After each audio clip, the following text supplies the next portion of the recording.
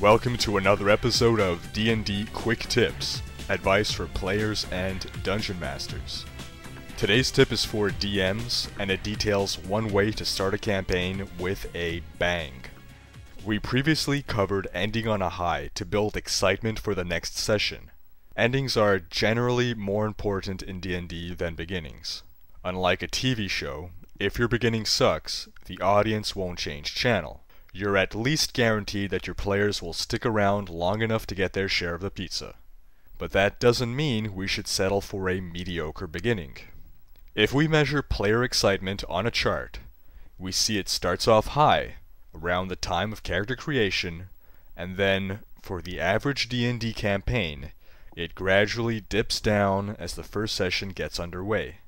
Beginnings tend to involve a lot of warming up. The characters get acquainted with each other, they encounter a quest giver who provides some backstory, then they travel to their first quest. While all this is happening, player excitement is dropping. Many of us have just accepted that we have to get all that preamble out of the way before the fun can start. But why have we grown so complacent? Rather than start with a slow build-up, start with conflict. Conflict is the heart of storytelling. It doesn't have to be combat. It just has to be two or more forces in heated opposition. It could be an argument between diplomats from warring kingdoms. It could be a rescue operation to save patrons trapped in a burning, crumbling inn. It could be a chase scene through a town's seedy underbelly. You don't have to artificially add conflict.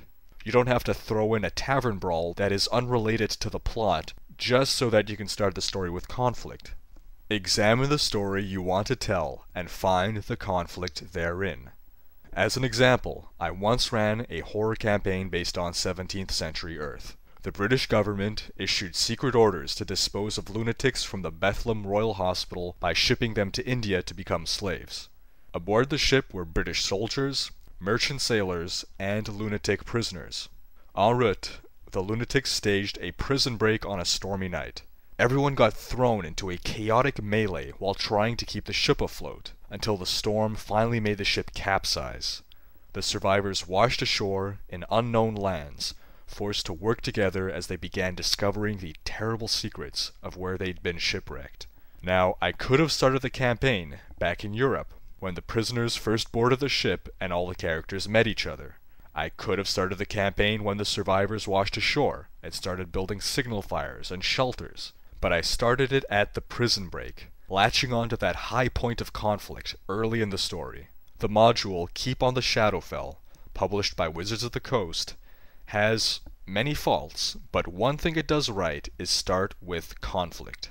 The DM explains that the characters already know each other and are traveling to the town of Winterhaven based on one of three possible hooks. Along the way, they are ambushed by brigands, and that's where the adventure starts. The players can then fill in the backstory of how they know each other and what their motivations are either before or after the adventure begins.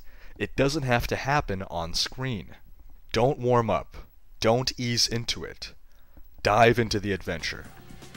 Take-home message. Examine the story you want to tell and start with conflict. Backstory can be developed off-screen or later in the adventure. That's it for today. Send me your suggestions for future quick tips, which I upload every Sunday. Peace.